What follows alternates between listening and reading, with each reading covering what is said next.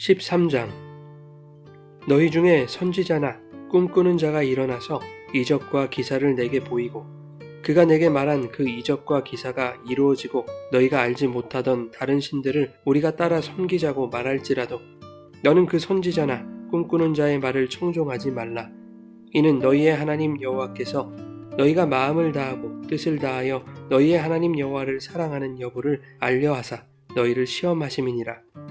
너희는 너희의 하나님 여호와를 따르며 그를 경외하며 그의 명령을 지키며 그의 목소리를 청종하며 그를 섬기며 그를 의지하며 그런 선지자나 꿈꾸는 자는 죽이라.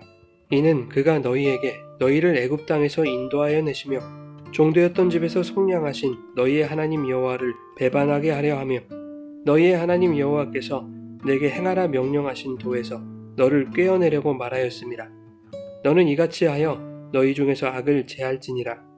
내 어머니의 아들 곧 내 형제나 내 자녀나 내 품의 아내나 너와 생명을 함께하는 친구가 가만히 너를 꿰어 이르기를 너와 내 조상들이 알지 못하던 다른 신들 곧 내 사방을 둘러싸고 있는 민족 혹 내게서 가깝든지 내게서 멀든지 땅 이 끝에서 저 끝까지에 있는 민족의 신들을 우리가 가서 섬기자 할지라도 너는 그를 따르지 말며 듣지 말며 긍휼히 여기지 말며 애석히 여기지 말며 덮어 숨기지 말고 너는 용서 없이 그를 죽이되 죽일 때에 내가 먼저 그에게 손을 대고 후에 뭇 백성이 손을 대라.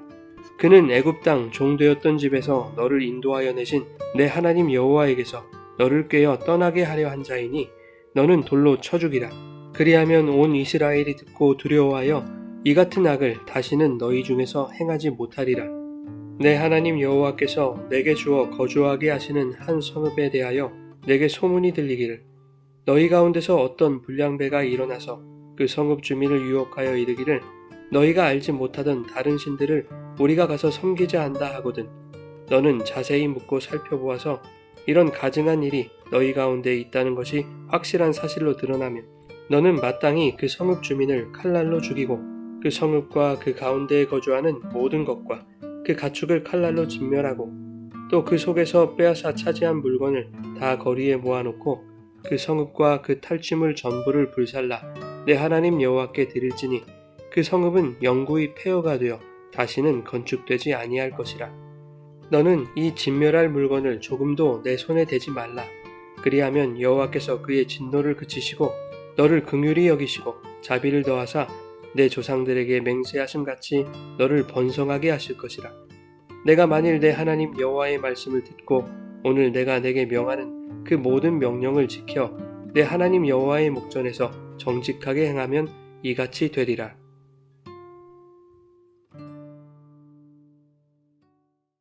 여러분 좋은 아침입니다. 오늘도 말씀의 은혜가 여러분의 삶에 풍성히 임하기를 소망합니다.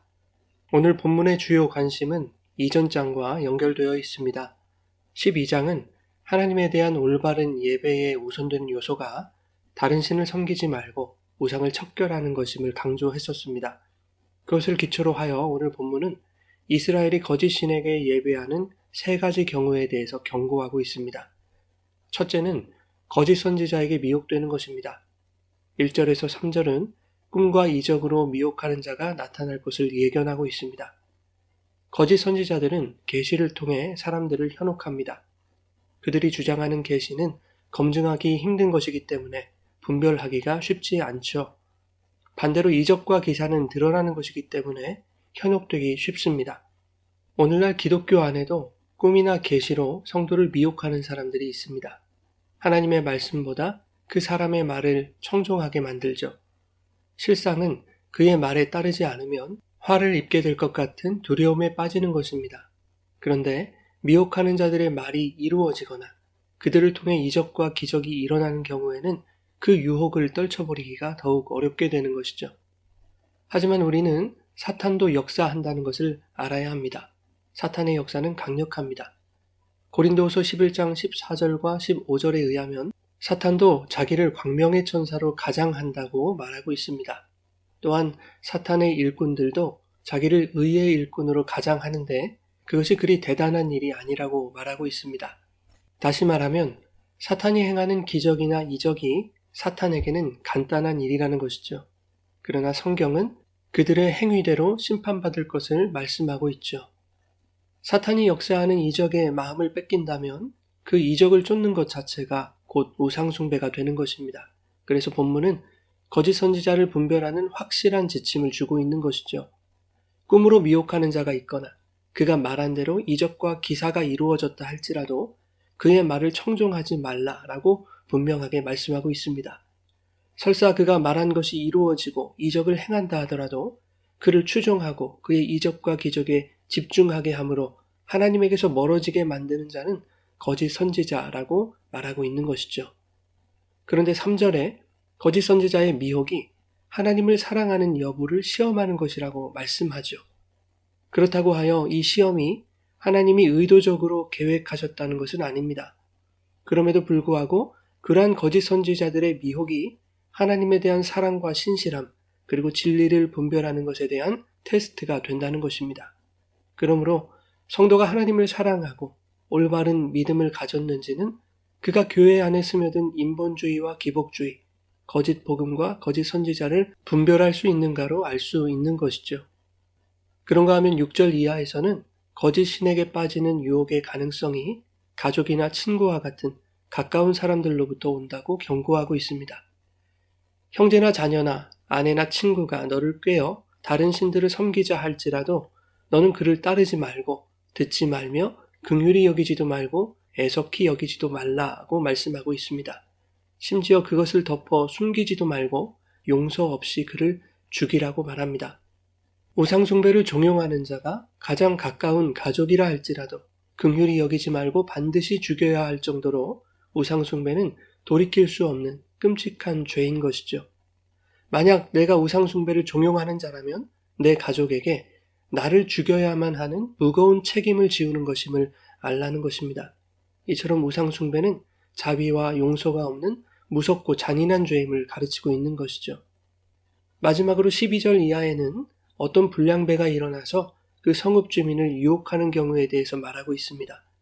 여기서 불량배라는 것은 그 공동체에서 힘과 영향력이 있는 자를 말하는 것이죠.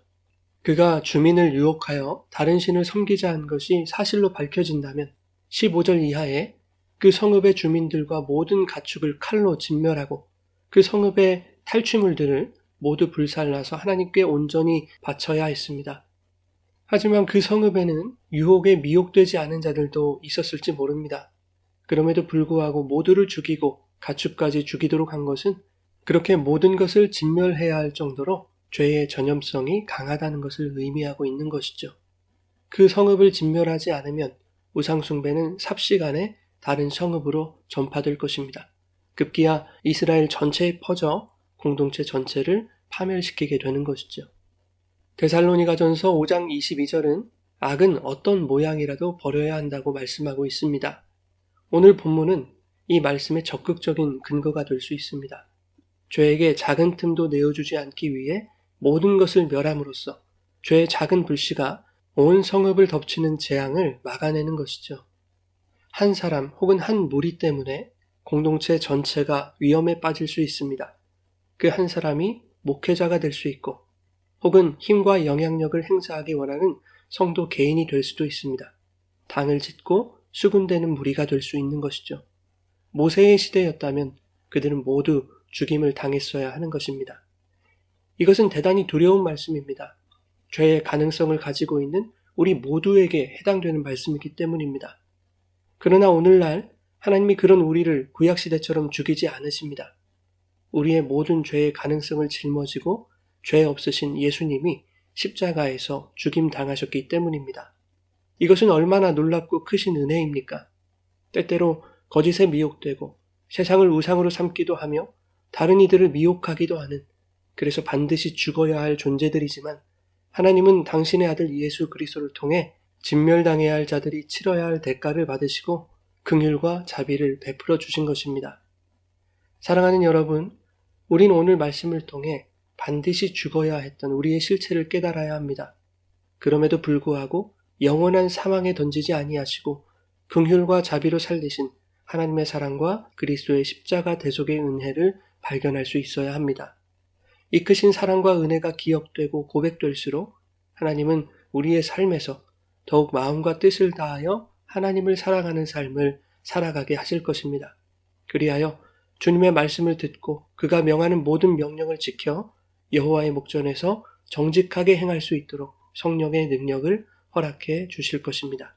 그렇게 성령의 인도하심을 따라 오직 하나님만 예배하며 주님을 사랑하는 삶이 되시기를 예수님의 이름으로 축원합니다.